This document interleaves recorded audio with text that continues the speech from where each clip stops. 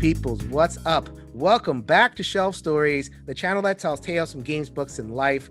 I am your host, Jason. Thank you so much for stopping by for this latest episode of Good Trouble.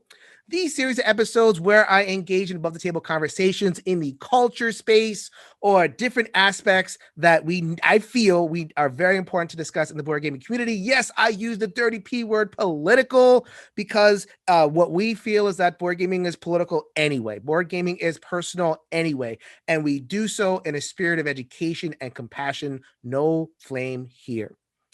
So, I'm your host, Jason. Thank you so much for stopping by. I think I said that again, but sure, why not? It is my absolute pleasure to be joined this week. This is a guest who has really come on the scene in board gaming and just done a lot in a very short amount of time.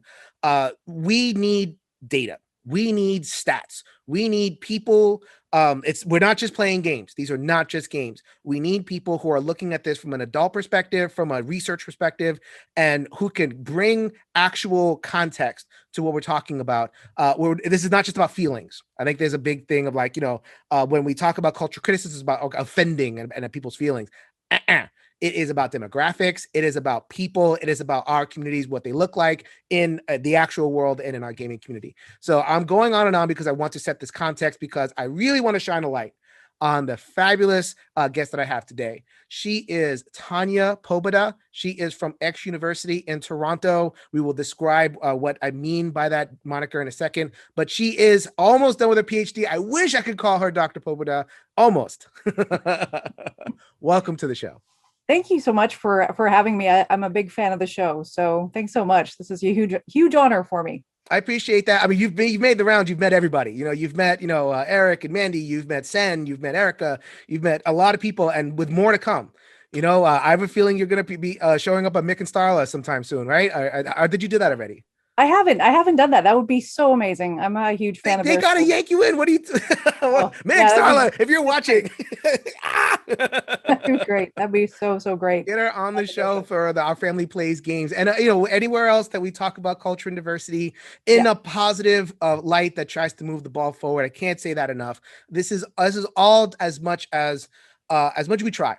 We are going to say some serious stuff. We're not going to hold back, but at the same time, the goal is more games, more people in the hobby, not less. We're not taking anything away from people. We're not telling people what to do. We're making our case. It's an act of persuasion. So, okay. So this is going to be a pretty involved episode, the way we've structured it. We've talked about this off camera. So there's going to be multiple sections to this episode. Please, let's start off by just introducing yourself, a little bit of your background, how you came into board gaming, and how you came to aim your analytical lens at our hobby. Yeah, so it's actually a really, to me, it's a very interesting story. I actually went back to school after almost a complete career I started out actually as a tech reporter in Toronto, covering technology companies, and then made the move to a bunch of multinational communications firms, large scale firms that helped companies be profitable and get business, expand their markets in Canada and around the world. And my specialty was something called corporate dashboards. And essentially what they were, the health of your company. How are you addressing your audience? How do your customers feel about you? Doing the background research, especially for startups that they needed, working with incubators to, if you wanted to get a little bit of funding, you got somebody like me to help them go through their business plan and make sure it made sense. And my billable rate, I don't even want to talk about my billable rate, but I worked in corporations after that for a long time. And I decided to go back to school and did a master's, and then decided I liked academia so well that I decided to do a doctoral, PhD program in communication and culture, and really looking at culture. And it's quite a broad-based program, and it's a really flexible program with York University and X University in Toronto. And, I was looking at initially, my previous dissertation topic was about using the convergence of VR and AI to help people with workplace harassment and bullying issues. And I went quite far down that road. I had a dissertation proposal, I had a committee, and then I realized— slides. That's the most important part. You have slides. I have slides and pictures. Yes, very I have important. pictures, and I actually made chatbots. There were volumetric VR chatbots that could talk to you. You could talk back to your chatbot. It could respond to you in a pretty interesting way, and it was meant to give people a way to practice really difficult conversations at work. Anyway, and then I started to realize and get quite pessimistic about how these tools could be used to help people with things like empathy in the workplace. And there's a big reason for that I won't go into right now. But I decided that there was something much more powerful happening in board games. I personally was a board game enthusiast at any given week before the pandemic.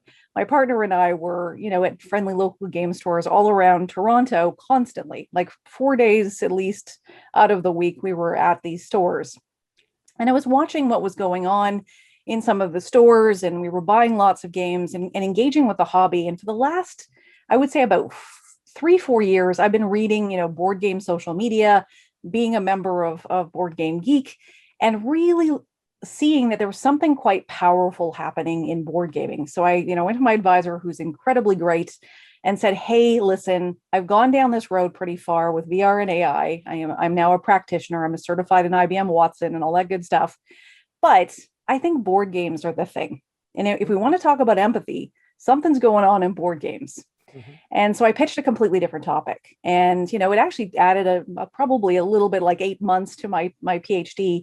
That and ain't I've been nothing. I've seen people sit ABD for exactly. And that's the process. You go through something called comprehensive, in Canada and the US, where you actually read, I read about, I think, 60 books.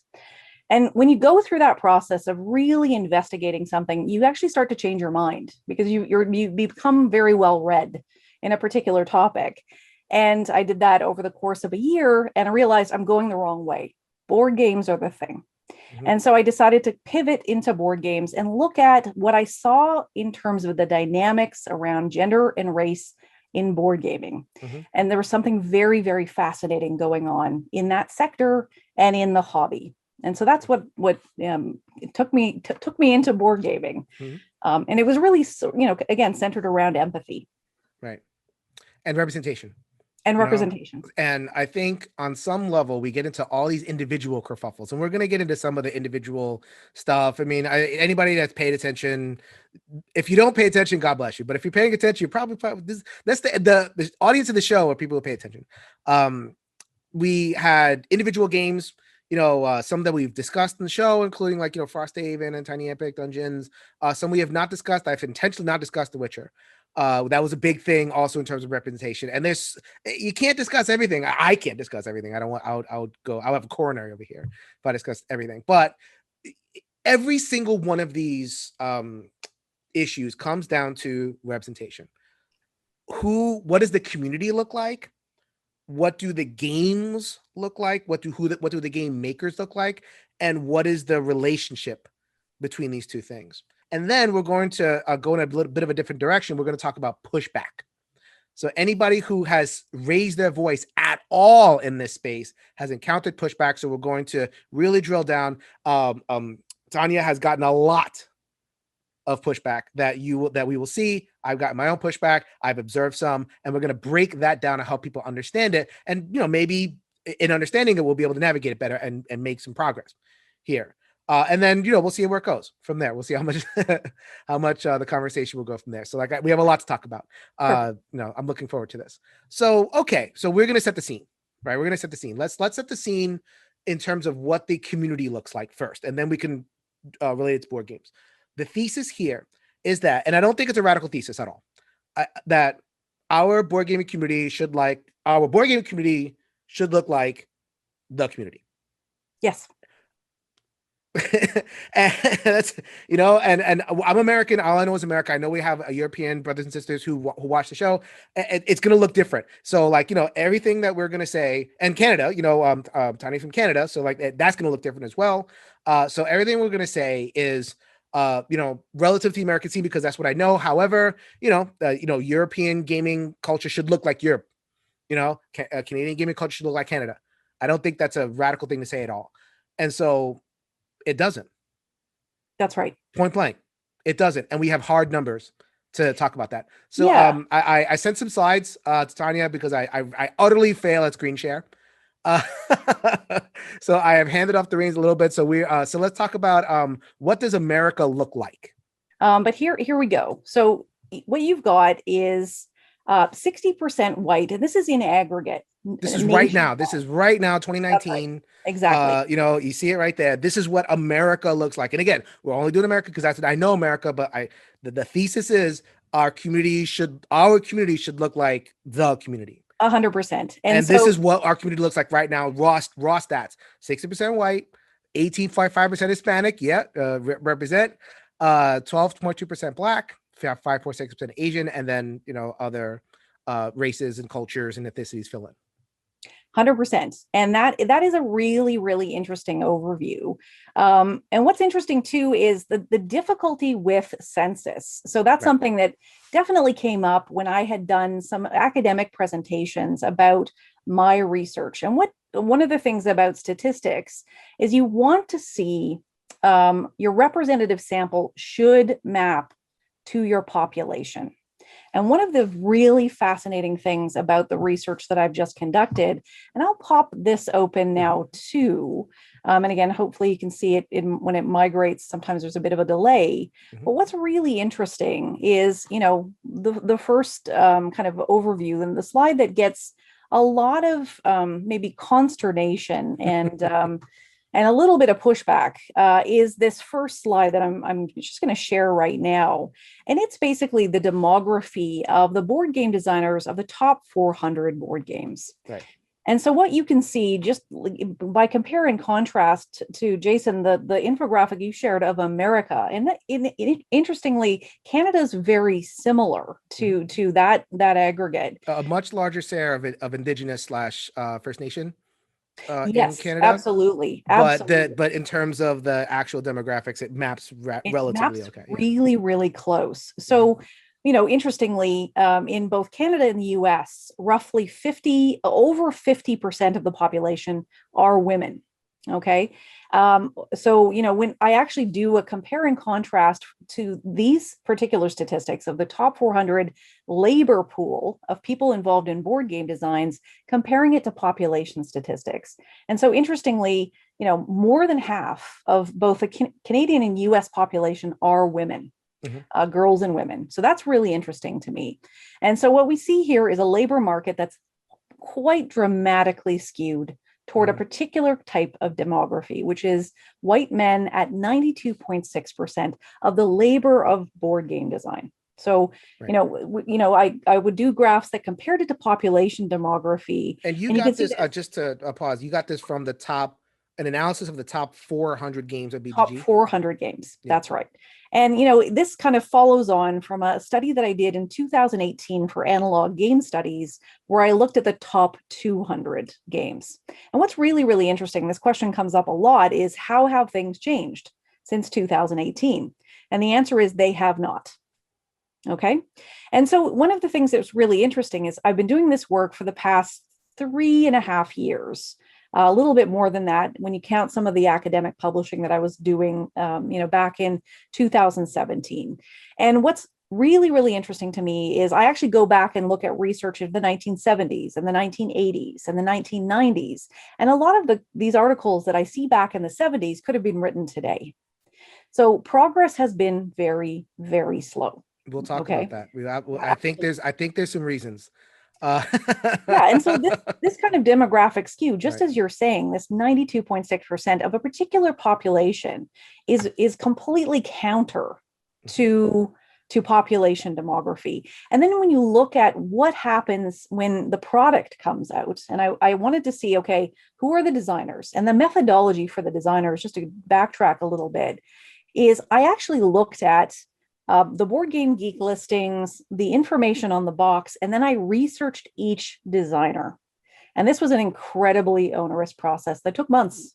And I actually had other coders look at my work and say, even actually coders I brought on board that were antagonistic to this particular research project, to say, okay, are your findings any different than mine?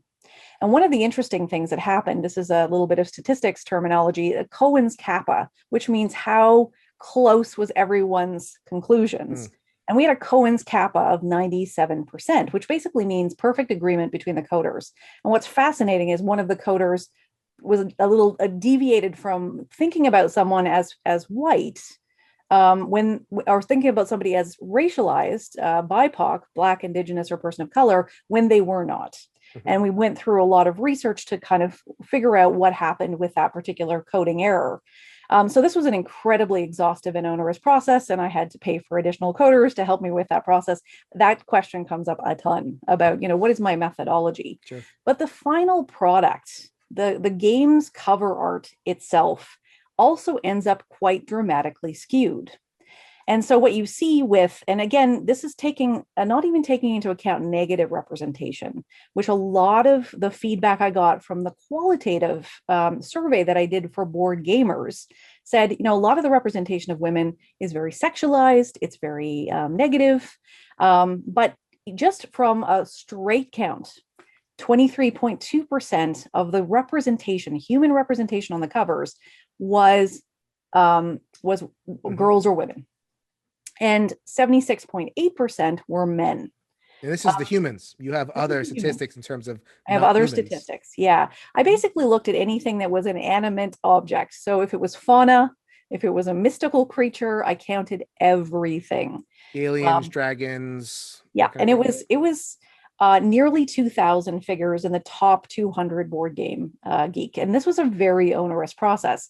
And then when you looked at the dimension of race on cover art, 82.5% was white presenting, and 17.5% was BIPOC, Black, Indigenous, person of color. And what's incredibly interesting about the statistics that you shared, Jason, is it was an interesting skew when you see that, a lot of statistics say that BIPOC representation in aggregate in Canada and the US falls anywhere from 23% to 24 or 25%. In Canada, it's around 26% in aggregate, roughly speaking. So this is way lower than population averages.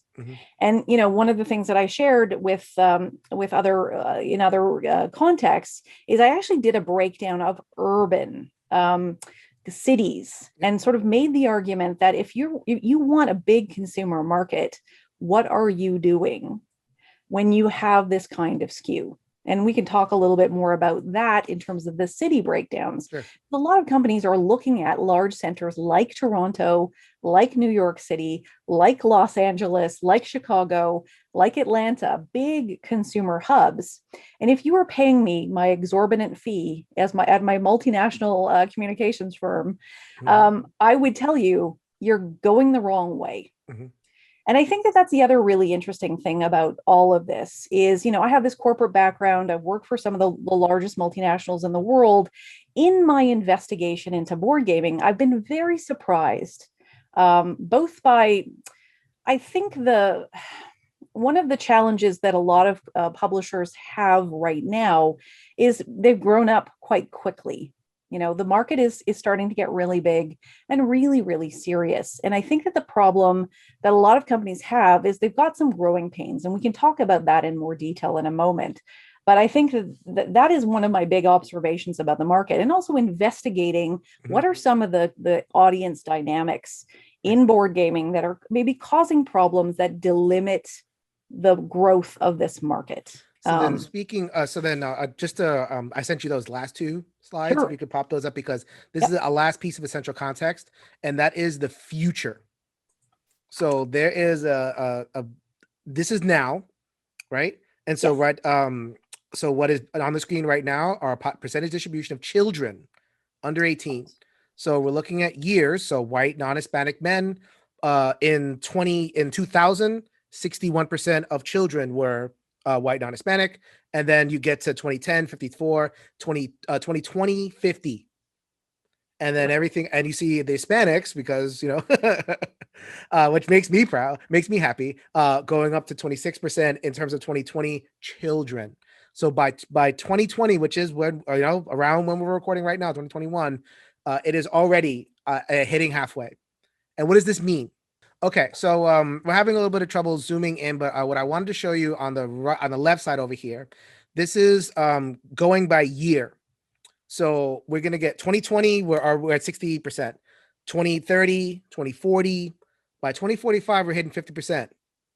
White, just like male, female. They didn't break down by gender group; they broke down by culture, and that trend line is gonna go up and up. So and also, not just like Hispanic races, but mixed races. There's a lot of different things happening culturally in America. And what we're asking, and what Tanya is asking, and again, this is hard data. We're asking for the board gaming community to look like our community here in America. Look like the community in Canada, look like community in Europe, look like community in all different other places. That's what we're asking for. These hard numbers, and comparing the demographics both now and in the future to the demographics uncovered by Tanya. So you can go back to your some of your slides. Sure. Like that compared to what I just saw, there's a mismatch. Yeah, 100%. And so again, if from a consulting perspective, if you were working, if a large publisher was working, or a small or a mid-sized publisher was working with a firm that does, like I used to do professionally, what they would do is an audit. They would basically do an investigation into large consumer hubs. A lot of these hobbies tend to skew toward more educated customers, urbane customers, board gaming, particularly in some of the statistics that I can show with you in a bit later, you can see that they're often a very educated markets. They often, live in suburbs or in larger cities. And so if you were doing this kind of investigation, you can see here, with this particular example, you're going after, let's say, you're a publisher and you want a large urban market like New York City. Right now, today, and this is actually taken from some of the same statistics around the US Census, which actually skews lower than is reality. You can see that 57.27% are Black, Indigenous, persons of color in New York City. That's one of the biggest consumer hubs in the world. Here in Chicago, it's exactly like Toronto. Toronto has almost identical statistics, is 50.02 today Black, Indigenous, persons of color, and 49.9% white. And again, just in very same in Toronto, 49.9% Black, Indigenous, person of color, and 50.2% white. And Jason, you're absolutely right that here in Canada, demography is changing in the exact same way. Mm-hmm. And in fact, there's been research studies in Canada that because we have quite restrictive immigration rules, we have a merit-based immigration system, which is I think personally extremely draconian.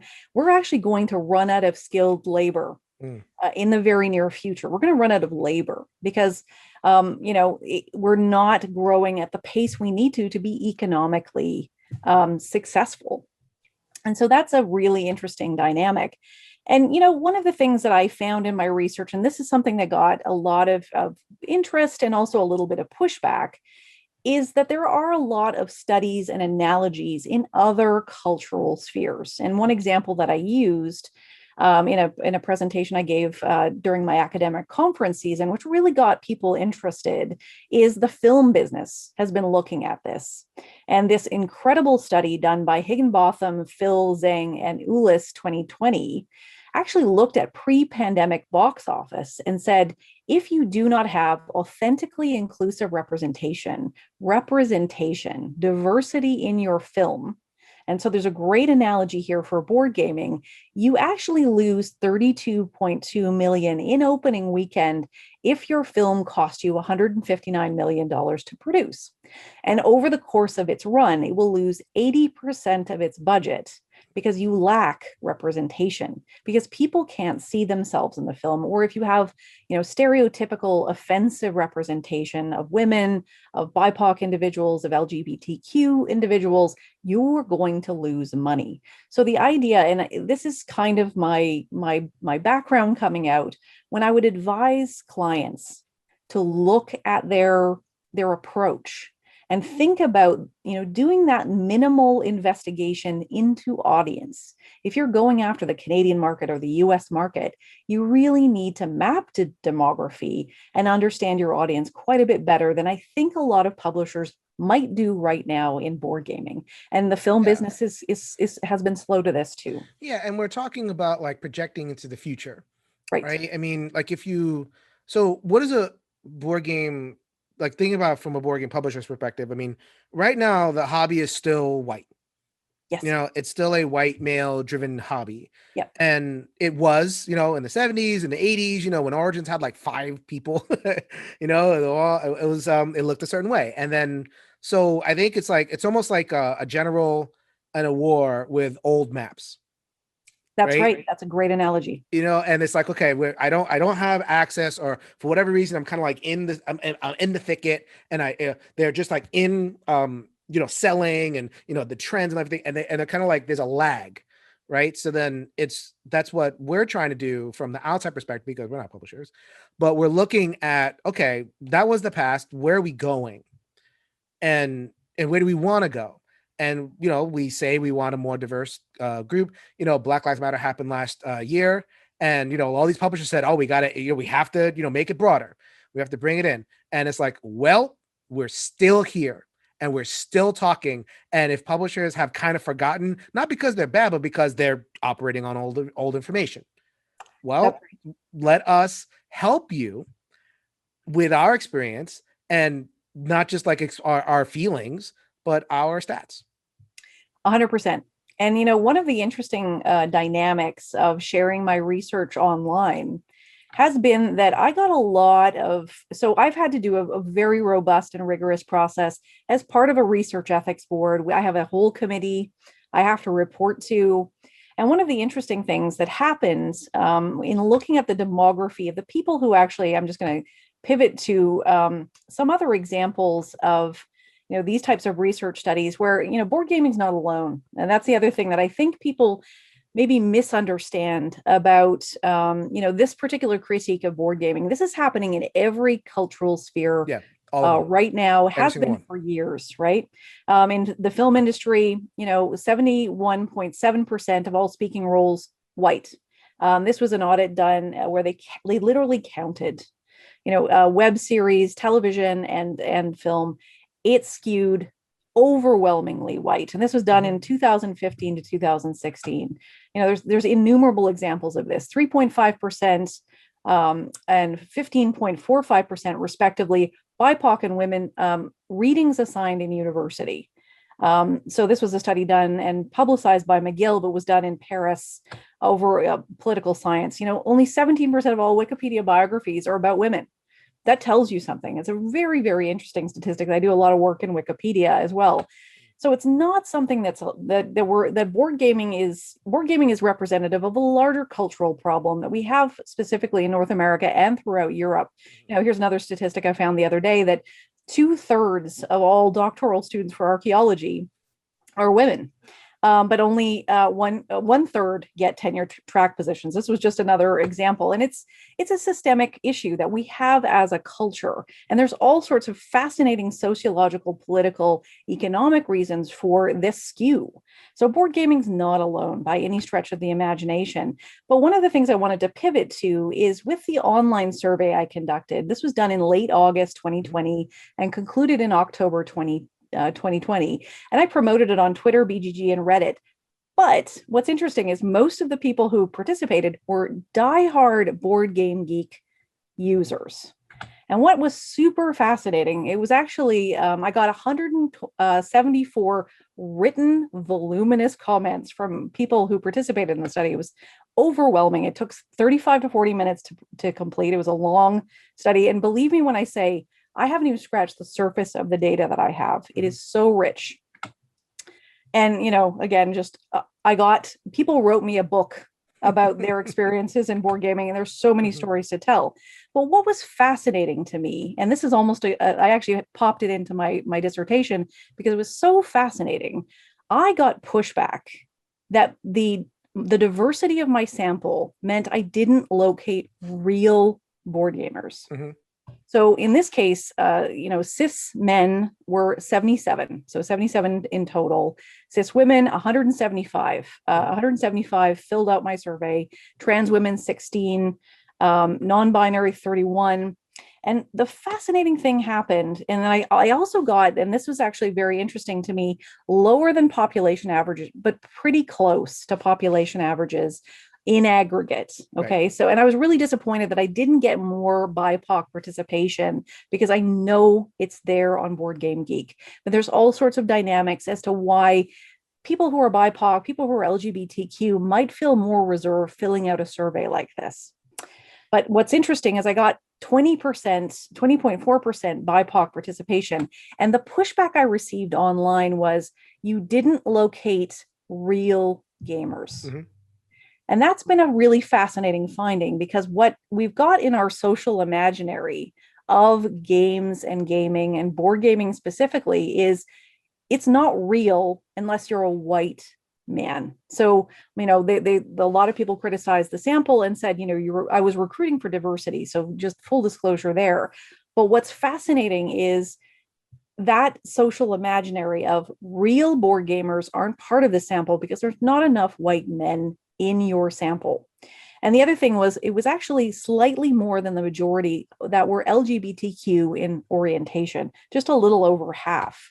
Mm-hmm. And so I ended up getting really, really interesting findings. And there's so much more here in terms of, I think, something that publishers would be really interested in finding out more about. With this 320 respondents, I found out that they're actually incredibly educated. They're actually, their household incomes exceed, $50,000 a year.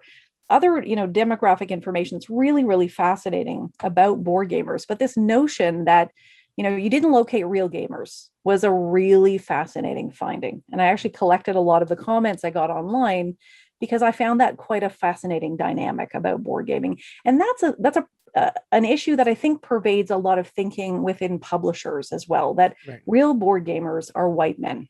It's the general with the old map that they were.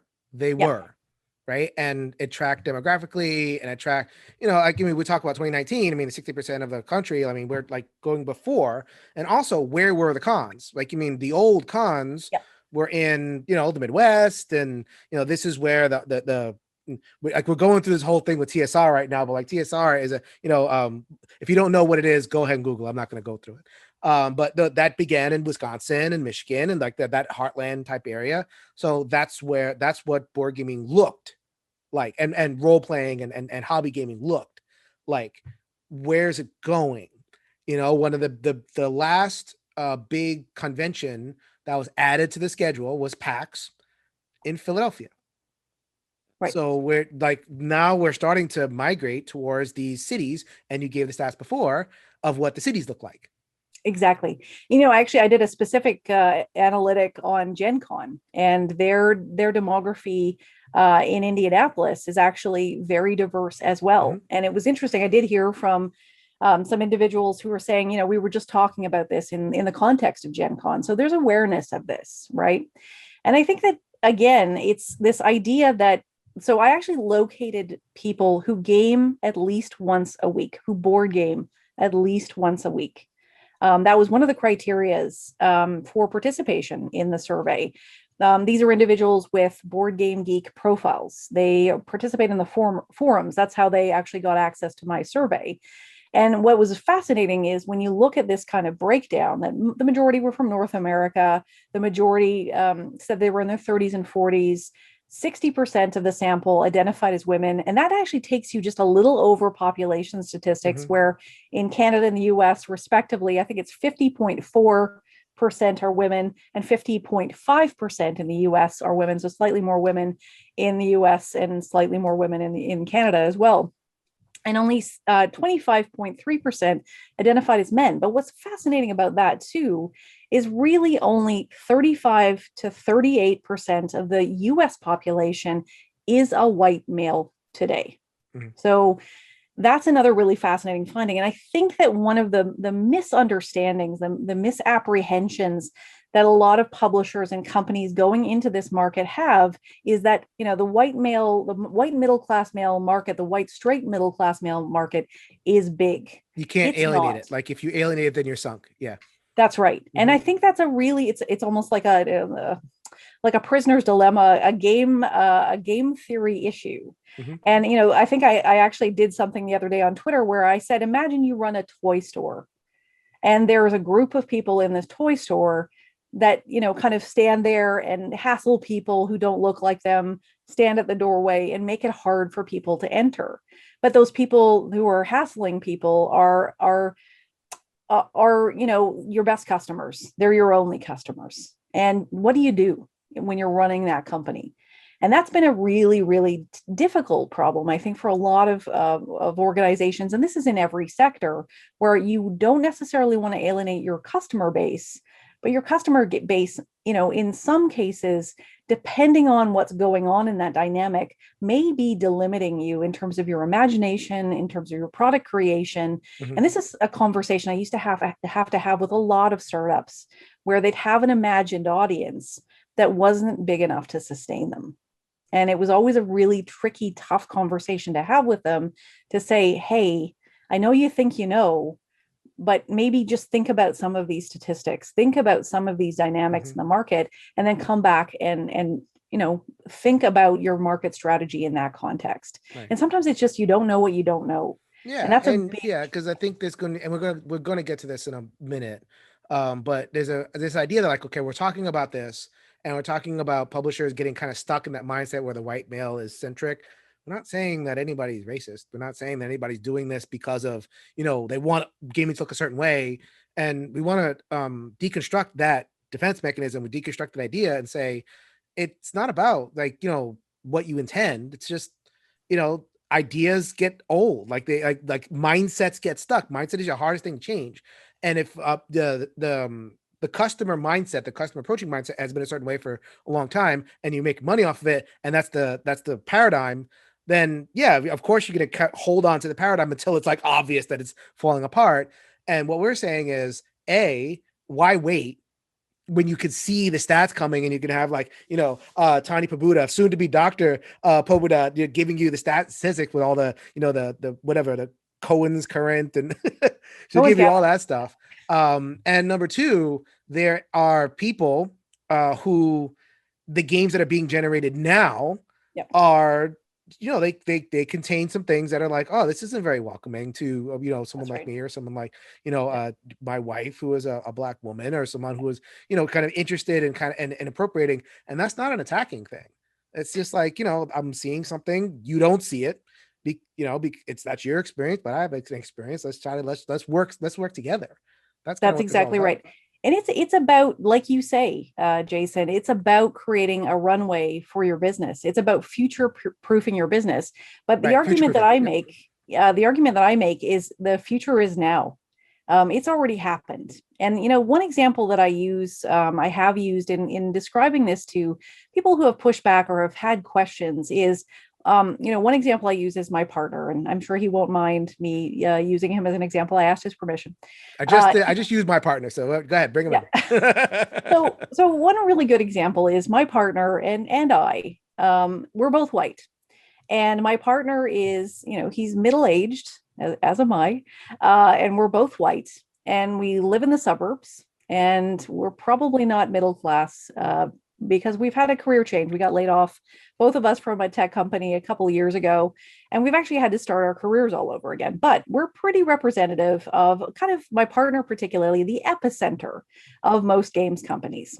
And one of the interesting things about my partner is I didn't even realize there was a badge on Board Game Geek. It's the Herculean badge, where he's actually amassed so many board games at this point that we've run out of room.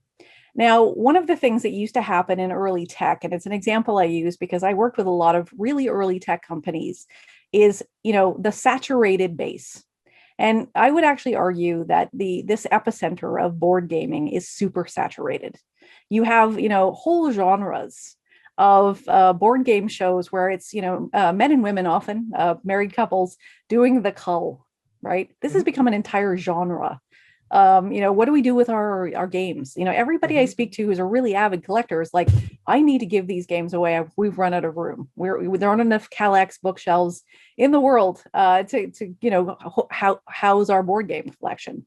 And so you've got a really super saturated, and that's a dynamic in a marketplace, any marketplace, you name it, finance, high tech, healthcare, professional wrestling. Professional wrestling is going all over the place. Like they're going to India and China because they need new markets for their stuff. Exactly. And that's what a lot of companies that are future proofing their businesses think about. We've got a base that's super saturated. Where do we go now? Right. And I would argue, and this is an argument I will make to any publisher who's willing to sit down and listen to me about this, because this is why I've created this work, is you've got your epicenter, your beachhead strategy. This is something that we used to talk about in tech. It's a Geoffrey Moore crossing the chasm classic, where it's you establish your beachhead, but then you need to move out, radiate out from your beachhead. And you have to start bringing more people in to keep your business viable, to future-proof it. And where do you go from that beachhead, that saturated base that you've got? And the companies that can do that well survive and thrive. Those that don't die. And I have a lot of interesting case studies in tech where companies, took the I don't want to leave my base, my saturated base. They're loyal to me. I'm not going to move on. I'm going to stick with them. Those companies don't exist anymore. The companies that pivoted, who radiated out, who politicked and wooed other customers, they survived and thrived and are now giants in the industry. And that's the kind of thinking that I think board gaming really needs, because it's a multi-billion-dollar business now globally. It's got to start thinking about this. And there are things in this industry. The entire thesis of my dissertation is what is delimiting, which is limiting board gaming growth. What are some of the dynamics? And one of them is representation, just right. Jason, exactly as you say. Representation is a stone in the shoe of the growth of board game industry. Go ahead and pop that slide back up. We need to see that pie chart again. Okay. Which one? Go ahead and do the one with the 92% of the designers or whatever it is. That's what we're looking at. When we talk about are we is that the main thing? I didn't want to short circuit your No. And that's another really interesting thing about the labor pool of board game design. And there is an interesting dynamic there in terms of who gets to make games. Who are you tapping to make games? And does that have an impact on how the product ends up looking? And it does to some large extent.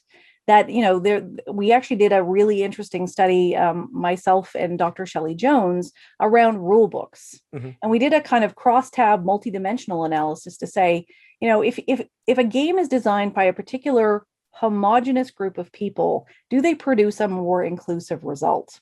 And we found for the most part that actually it lined up, that, rule books were more gender inclusive the more diverse the team was that produced them.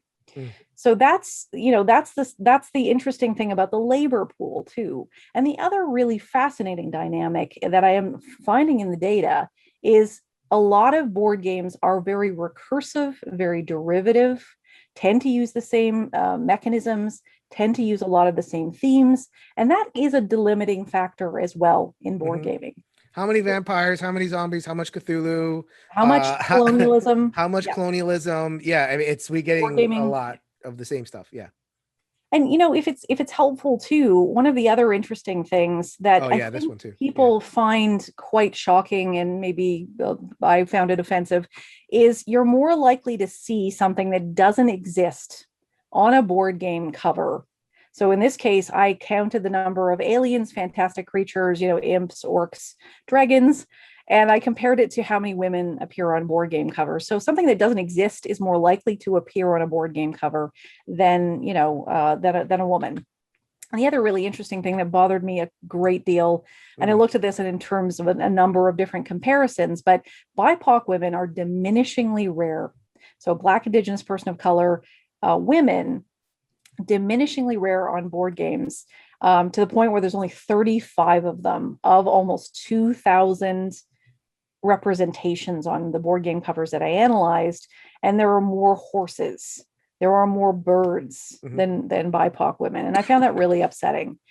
And so, the one thing that I asked the community, these diehard gamers, these members of Board Game Geek, there was an interesting comment someone made to me that board game bros, didn't participate in this survey. Well, all of the people that participated, almost to a person, had a Board Game Geek profile, were actively involved in different forums on Board Game Geek fora.